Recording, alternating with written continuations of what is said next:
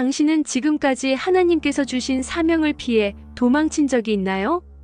오늘 우리가 함께 살펴볼 요나의 이야기는 단순히 큰 물고기에 삼켜진 신기한 사건이 아닙니다. 이것은 우리 모두가 인생에서 한 번은 마주하게 되는 선택의 순간에 관한 이야기입니다. 하나님의 부르심을 받았을 때 우리는 순종할 것인가? 아니면 도망칠 것인가? 요나는 하나님의 명령을 거부하고 정반대 방향으로 도망쳤습니다. 그 결과는 어땠을까요? 폭풍우가 몰아치고 배가 침몰 위기에 처하고 결국 거대한 물고기 뱃속에서 3일 3밤을 보내게 됩니다. 하지만 여기서 끝이 아닙니다. 요나의 진짜 변화는 물고기 뱃속에서 일어났고 그 변화가 니느웨 성 전체를 구원하는 놀라운 역사로 이어집니다. 만약 당신이 지금 하나님의 부르심 앞에서 망설이고 있다면, 혹은 과거에 도망쳤던 기억 때문에 괴로워하고 있다면 오늘 이 영상을 끝까지 보시기 바랍니다. 요나의 이야기 속에는 우리가 어떻게 하나님의 은혜를 경험하고 진정한 순종의 삶을 살 수 있는지에 대한 명확한 해답이 담겨 있습니다. 요나서 1장 1절부터 3절을 함께 읽어보겠습니다. 여호와의 말씀이 아미떼의 아들 요나에게 임하니라. 이르시되 너는 일어나 저 큰 성읍 니느웨로 가서 그것을 향하여 외치라. 그 악독이 내 앞에 상달하였음이니라 하시니라. 그러나 요나가 여호와의 낯을 피하여 다시스로 도망하려 하여 욥바로 내려가서 다시스로 가는 배를 만나고 선임을 주고 배에 올라 그들과 함께 여호와의 낯을 피하여 다시스로 가려 하니라. 여기서 우리가 주목해야 할 점이 있습니다. 하나님께서는 요나에게 니느웨로 가서 외치라고 명령하셨습니다. 그런데 요나는 정반대 방향인 다시스로 도망쳤습니다. 니느웨는 지금의 이라크 지역에 있던 아시리아의 수도였습니다. 당시 아시리아는 이스라엘의 가장 큰 적국이었죠. 반면 다시스는 지중해 서쪽 끝에 있는 스페인 지역으로 니느웨와는 완전히 반대편이었습니다. 요나가 도망친 이유는 무엇일까요? 단순히 무서워서가 아닙니다. 요나서 4장을 보면 그 진짜 이유가 나옵니다. 요나는 하나님이 자비로우시고 은혜로우신 분이라는 것을 알고 있었습니다. 만약 니느웨 사람들이 회개한다면 하나님께서 심판을 거두실 것이라는 것도 알고 있었죠. 그런데 요나는 이스라엘의 원수인 니느웨가 구원받는 것을 원하지 않았습니다. 이것이 요나가 도망친 진짜 이유였습니다. 우리도 때로는 요나와 비슷합니다. 하나님의 사랑이 우리가 좋아하지 않는 사람들에게까지 미치는 것을 원하지 않을 때가 있죠. 하지만 하나님의 사랑은 우리의 편견을 뛰어넘는 사랑입니다. 요나가 배에 올라 도망가려 할 때 하나님께서는 가만히 계시지 않으셨습니다. 요나서 1장 4절을 읽어보겠습니다. 여호와께서 대풍을 바다 위에 내리심에 바다 가운데 큰 폭풍이 일어나 배가 거의 깨지게 되었더라. 하나님께서는 큰 바람을 일으키셔서 배가 침몰할 위기에 처하게 하셨습니다. 선원들은 각자 자신의 신에게 부르짖으며 배 안의 물건들을 바다에 던져 넣었습니다. 그런데 정작 이 모든 일의 원인인 요나는 배 밑칸에서 깊이 잠들어 있었습니다. 선장이 요나를 깨우며 말합니다. 자는 자여 어찌미뇨 일어나서 내 하나님께 구하라. 혹시 하나님이 우리를 생각하사 망하지 않게 하시리라. 얼마나 아이러니한 상황입니까? 하나님의 선지자인 요나는 잠들어 있고 이방인 선장이 하나님께 기도하라고 깨우는 상황 말입니다. 이 부분에서 우리가 꼭 기억해야 할 교훈이 있습니다. 하나님의 부르심을 거부하고 도망칠 때 우리 자신뿐만 아니라 주변 사람들에게도 피해를 입힌다는 것입니다. 요나의 불순종 때문에 무고한 선원들이 생명의 위험에 처했습니다. 우리가 하나님의 말씀에 불순종할 때도 마찬가지입니다. 우리 가족, 친구들, 동료들이 함께 어려움을 겪게 됩니다. 순종은 개인적인 문제가 아니라 공동체 전체에 영향을 미치는 문제입니다. 선원들이 제비를 뽑아보니 요나에게 제비가 뽑혔습니다. 요나는 자신이 여호와를 경외하며 바다와 육지를 지으신 하늘의 하나님을 섬긴다고 고백했습니다. 그러면서 자신 때문에 이런 폭풍이 일었으니 자신을 바다에 던지라고 말했습니다. 처음에는 선원들이 요나를 바다에 던지는 것을 거부했습니다.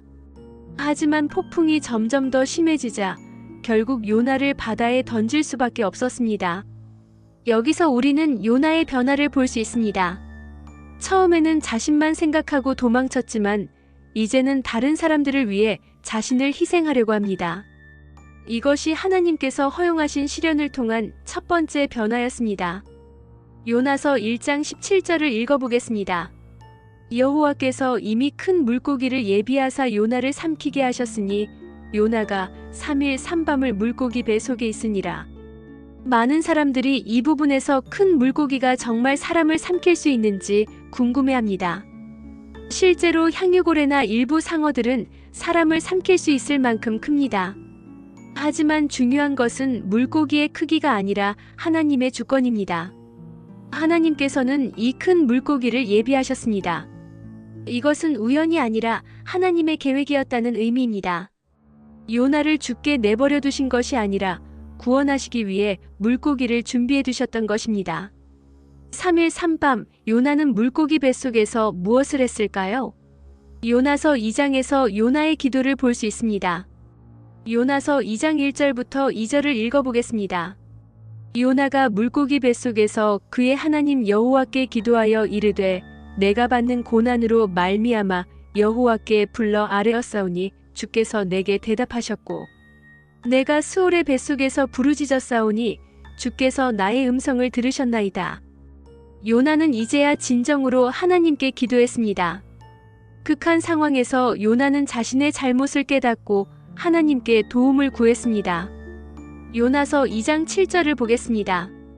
내 영혼이 내 속에서 피곤할 때에 내가 여호와를 생각하였사오니 내 기도가 주께 이르렀사오며 주의 거룩한 성전에 미쳤나이다. 요나는 절망적인 상황에서 비로소 여호와를 생각했습니다. 때로는 우리도 어려운 상황에 처해야 하나님을 진정으로 찾게 됩니다. 하나님께서 허용하시는 시련은 우리를 벌주기 위한 것이 아니라 우리를 더 깊은 신앙으로 인도하시기 위한 것입니다. 요나서 2장 9절에서 요나는 이렇게 고백합니다. 그러나 나는 감사하는 음성으로 주께 제사를 드리며 나의 서원을 주께 갚겠나이다. 구원은 여호와께로부터 말미암나이다 하니라. 구원은 여호와께로부터 말미암는다는 이 고백이 요나의 완전한 변화를 보여줍니다. 이제 요나는 자신의 힘으로는 아무것도 할 수 없음을 깨달았습니다. 오직 하나님만이 구원하실 수 있다는 것을 인정했습니다. 여러분, 만약 지금 어려운 상황에 처해 있다면 이것을 기억하시기 바랍니다. 하나님께서 허용하시는 모든 상황에는 목적이 있습니다. 그 목적은 우리를 더 깊은 신앙으로, 더 온전한 순종으로 인도하시는 것입니다. 이 영상이 도움이 되고 있다면 좋아요를 눌러주시고 주변에 힘든 시간을 보내고 있는 분들과 함께 나눠주시면 감사하겠습니다. 하나님의 말씀은 나눌수록 더 큰 은혜가 됩니다. 요나서 2장 10절을 보겠습니다. 여호와께서 그 물고기에게 말씀하심에 요나를 육지에 토하니라. 하나님께서 물고기에게 명령하시니 요나를 육지에 토해냈습니다. 요나는 죽음에서 부활한 것과 같은 경험을 했습니다. 이것은 예수님의 죽음과 부활을 예표하는 사건이기도 합니다. 예수님께서도 마태복음 12장 40절에서 이렇게 말씀하셨습니다. 요나가 큰 물고기 뱃속에 3일 3밤이 있었던 것 같이 인자도 땅 속에 3일 3밤이 있으리라. 이제 하나님께서 요나에게 다시 말씀하십니다. 요나서 3장 1절부터 2절을 읽어보겠습니다. 여호와의 말씀이 두 번째 요나에게 임하니라. 이르시되 너는 일어나 저 큰 성읍 니느웨로 가서 내가 내게 명령한 바를 그것에 향하여 선포하라 하시니라. 하나님께서는 요나에게 두 번째 기회를 주셨습니다. 똑같은 명령이었습니다. 니느웨로 가서 선포하라 하지만 이번에는 요나의 반응이 달랐습니다. 요나서 3장 3절을 보겠습니다. 요나가 여호와의 말씀대로 일어나서 니느웨로 가니라. 이번에는 요나가 순종했습니다. 물고기 뱃속에서의 경험이 요나를 완전히 변화시켰습니다. 니느웨는 정말 큰 성읍이었습니다. 성경은 하나님 앞에 큰 성읍이요 사흘 길이나 되는 성읍이라고 기록하고 있습니다. 요나가 하루길을 걸어 들어가서 외쳤습니다. 40일이 지나면 니느웨가 무너지리라. 단순한 메시지였습니다. 하지만 그 결과는 놀라웠습니다. 요나서 3장 5절을 읽어보겠습니다. 니느웨 사람들이 하나님을 믿고 금식을 선포하고 눕고 낮은 자를 막론하고 굵은 배 옷을 입으니라. 니느웨 전체가 회개했습니다. 왕부터 백성까지 심지어 짐승까지도 금식에 동참했습니다. 요나서 3장 6절부터 8절을 보겠습니다. 그 일이 니느웨 왕에게 들림의 왕이 왕좌에서 일어나 왕복을 벗고 굵은 베옷을 입고 제 위에 앉으니라. 왕이 그의 대신들과 더불어 조서를 내려 니느웨에 선포하여 이르되 사람이나 짐승이나 소 떼나 양떼나 아무것도 입에 대지 말지니 먹지도 말 것이요 물도 마시지 말 것이며 사람이든지 짐승이든지 다 굵은 베옷을 입을 것이요 하나님께 힘써 부르짖을 것이며 각기 약한 길과 손으로 행한 강포에서 떠날지어다. 이것이 진정한 회개입니다. 단순히 말로만 하는 회개가 아니라 행동으로 보이는 회개였습니다. 악한 길에서 떠나고 강포에서 손을 거두었습니다. 니느웨 왕의 고백을 보겠습니다. 요나서 3장 9절입니다. 하나님이 뜻을 돌이키사 우리에게 내리려던 재앙을 내리지 아니하시리라. 그렇지 아니하면 우리가 망하리라 하니라. 왕은 하나님의 주권을 인정했습니다. 하나님께서 뜻을 돌이키실 수도 있다는 겸손한 희망을 품었습니다. 하나님의 반응은 어땠을까요? 요나서 3장 10절입니다. 하나님이 그들이 행한 것 곧 그 악한 길에서 돌이켜 떠난 것을 보시고 하나님이 뜻을 돌이키사 그들에게 내리리라고 말씀하신 재앙을 내리지 아니하시니라. 하나님께서는 니느웨의 진실한 회개를 보시고 심판을 거두셨습니다. 이것이 하나님의 사랑입니다. 심판보다는 회개를 원하시는 하나님, 멸망보다는 구원을 기뻐하시는 하나님이십니다. 에스겔 18장 23절에서 하나님께서 말씀하십니다. 내가 어찌 악인이 죽는 것을 기뻐하리요. 그가 돌이켜 그 길에서 떠나 사는 것을 어찌 기뻐하지 아니하리요. 하나님께서는 우리가 회개하고 돌아오기를 간절히 원하십니다. 그런데 이런 놀라운 일이 일어났는데도 요나는 기뻐하지 않았습니다. 요나서 4장 1절을 보겠습니다. 요나가 매우 싫어하고 성내니라. 요나가 왜 화를 냈을까요? 자신의 예언이 성취되지 않아서였을까요? 아닙니다. 요나서 4장 2절에서 요나의 진심이 드러납니다. 여호와여, 내가 고국에 있을 때에 이러하겠다고 말씀하지 아니하였나이까. 그러므로 내가 빨리 다시스로 도망하였사오니 주께서는 은혜로우시며 자비로우시며 노하기를 더디하시며 이내가 크시사 뜻을 돌이켜 재앙을 내리지 아니하시는 하나님이신 줄을 내가 알았음이니이다. 요나는 하나님의 성품을 정확히 알고 있었습니다.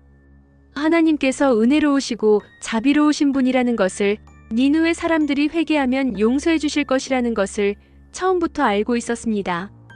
그런데 요나는 이것을 원하지 않았습니다. 니느웨는 이스라엘의 원수였기 때문입니다. 여기서 우리는 중요한 교훈을 배웁니다. 하나님의 사랑은 우리의 편견과 미움을 뛰어넘는다는 것입니다.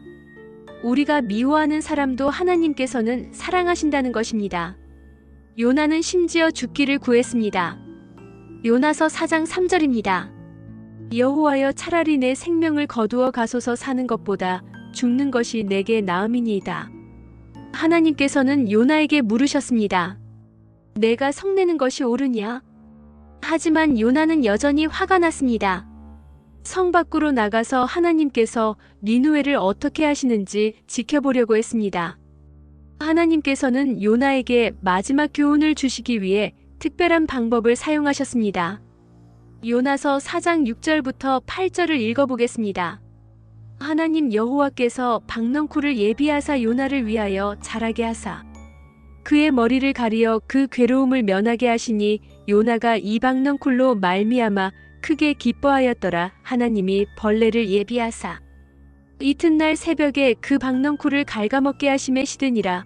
해가 뜰 때에 하나님이 뜨거운 동풍을 예비하사 해가 요나의 머리에 쬐매 요나가 혼미하여 죽기를 구하여 이르되 사는 것보다 죽는 것이 내게 나으니이다 하니라. 하나님께서는 박넝쿨을 자라게 하셨다가 벌레로 갉아먹게 하셨습니다. 요나가 그늘을 잃고 뜨거운 햇볕에 고생하게 하셨습니다. 하나님께서 다시 물으셨습니다. 내가 이 박넝쿨로 말미암아 성내는 것이 옳으냐? 요나가 대답했습니다. 내가 성내어 죽기까지 할지라도 옳으니이다. 그제서야 하나님께서 요나에게 핵심을 말씀해 주셨습니다.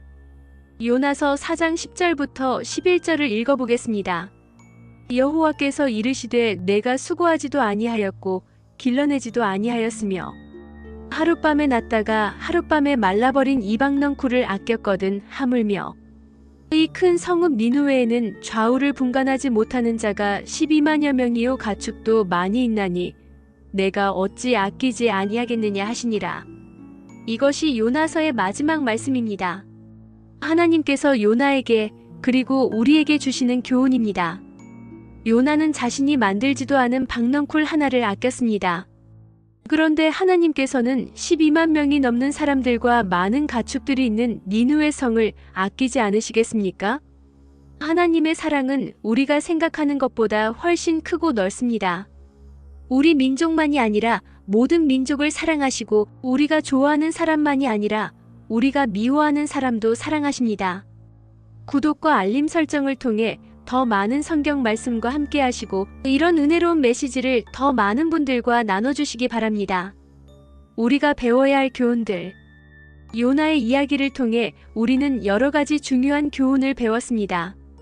첫째, 하나님의 부르심을 거부하고 도망칠 수는 있지만 결국 하나님의 뜻은 이루어진다는 것입니다. 요나가 아무리 도망쳐도 하나님께서는 끝까지 포기하지 않으시고 요나를 사용하셨습니다.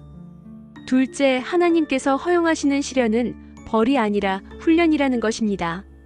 물고기 뱃속의 3일은 요나를 파괴하기 위한 것이 아니라 변화시키기 위한 것이었습니다.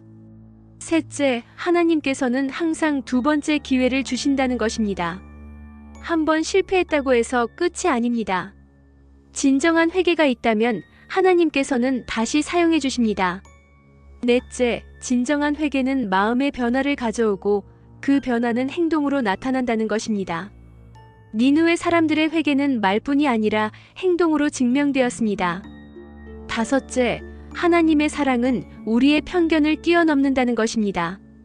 우리가 미워하는 사람도 하나님께서는 사랑하시고 구원하기를 원하십니다.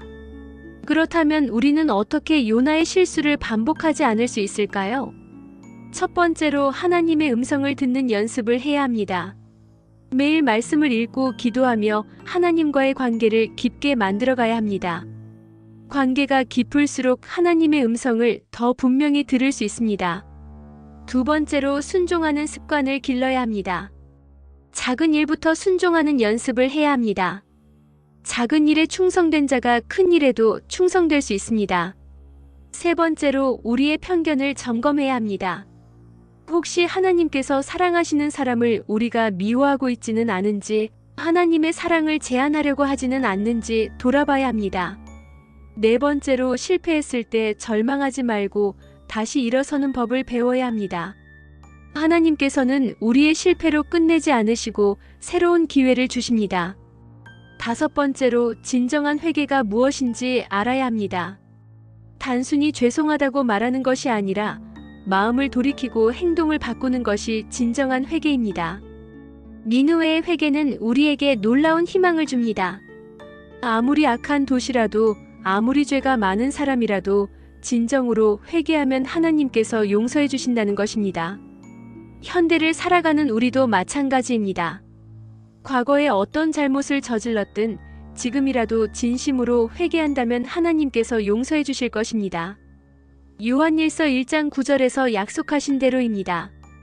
만일 우리가 우리 죄를 자백하면 그는 미쁘시고 의로우사 우리 죄를 사하시며 우리를 모든 불의에서 깨끗하게 하실 것이요. 이것이 복음의 능력입니다. 어떤 죄라도 어떤 실패라도 하나님 앞에서 진정으로 회개한다면 용서받고 새롭게 시작할 수 있습니다. 하나님의 크신 사랑. 요나서의 마지막 메시지는 하나님의 크신 사랑입니다. 하나님께서는 이스라엘 백성만 사랑하시는 것이 아니라 모든 민족을 사랑하십니다. 의인만 사랑하시는 것이 아니라 죄인도 사랑하십니다. 로마서 5장 8절에서 바울 사도가 말씀하신 대로입니다. 우리가 아직 죄인 되었을 때에 그리스도께서 우리를 위하여 죽으심으로 하나님께서 우리에 대한 자기의 사랑을 확증하셨느니라. 하나님의 사랑은 조건부가 아닙니다. 우리가 선해서 사랑하시는 것이 아니라 그냥 사랑하십니다. 우리가 잘해서 구원해 주시는 것이 아니라 은혜로 구원해 주십니다. 선교의 마음. 요나의 이야기는 또한 선교에 대한 하나님의 마음을 보여줍니다. 하나님께서는 온 세계 모든 민족이 구원받기를 원하십니다. 마태복음 28장 19절에서 예수님께서 주신 지상명령입니다. 그러므로 너희는 가서 모든 민족을 제자로 삼아 아버지와 아들과 성령의 이름으로 세례를 베풀고. 우리 각자가 요나와 같은 선교사입니다. 우리 주변의 사람들에게 하나님의 사랑을 전해야 할 사명이 있습니다. 혹시 우리가 전도하기 어려워하는 이유 중 하나가 요나와 같은 마음 때문은 아닐까요? 저 사람은 구원받을 자격이 없다거나 저 사람이 교회에 나오면 어떡하나 하는 생각 말입니다. 하지만 하나님의 사랑은 그런 우리의 편견을 뛰어넘습니다. 우리가 판단할 일이 아니라 하나님께서 판단하실 일입니다. 우리는 그저 사랑으로 복음을 전하면 됩니다. 오늘의 결심. 요나의 이야기를 들으신 여러분은 어떤 결심을 하시겠습니까? 혹시 지금 하나님의 부르심 앞에서 망설이고 있다면 더 이상 도망치지 마시기 바랍니다. 하나님께서는 여러분을 통해 놀라운 일을 하시기를 원하십니다. 혹시 과거의 실패 때문에 절망하고 있다면 하나님께서는 여전히 여러분에게 새로운 기회를 주고 계신다는 것을 기억하시기 바랍니다. 혹시 누군가를 미워하는 마음이 있다면 하나님께서 그 사람도 사랑하신다는 것을 기억하시기 바랍니다. 혹시 회개해야 할 죄가 있다면 지금이라도 하나님 앞에 나아가시기 바랍니다. 하나님께서는 여러분을 용서하시고 새롭게 하실 것입니다. 요나의 이야기는 실패한 선지자의 이야기가 아니라 하나님의 크신 은혜를 보여주는 이야기입니다. 요나가 실패했지만 하나님께서는 포기하지 않으셨고 결국 니느웨 전체가 구원받는 놀라운 역사가 일어났습니다. 우리도 마찬가지입니다. 우리가 완벽하지 않아도 때로는 실패해도 하나님께서는 우리를 통해 놀라운 일을 행하실 수 있습니다. 중요한 것은 완벽한 사람이 되는 것이 아니라 하나님께 순종하는 것입니다. 우리 자신의 의로움이 아니라 하나님의 은혜에 의지하는 것입니다. 베드로전서 5장 6절에서 말씀하신 대로입니다. 그러므로 하나님의 능하신 손 아래에서 겸손하라 때가 되면 너희를 높이시리라. 하나님 앞에서 겸손히 순종할 때 하나님께서 우리를 사용하셔서 놀라운 일들을 행하실 것입니다. 다음 영상에서는 느헤미야의 성벽 재건에 대해서 함께 살펴보겠습니다. 바벨론 포로에서 돌아온 느헤미야가 어떻게 무너진 예루살렘 성벽을 재건했는지, 그 과정에서 어떤 어려움들을 만났는지, 그리고 우리가 인생의 무너진 부분들을 어떻게 재건할 수 있는지에 대한 놀라운 교훈들을 나누겠습니다. 느헤미야의 리더십과 믿음, 그리고 하나님께서 어떻게 불가능해 보이는 일들을 가능하게 하시는지를 통해 우리 삶의 소망을 발견하시기 바랍니다. 구독과 알림 설정을 해두시면 새로운 영상이 올라올 때마다 가장 먼저 만나보실 수 있습니다. 오늘도 하나님의 은혜 가운데 승리하는 하루 되시기 바랍니다. 감사합니다.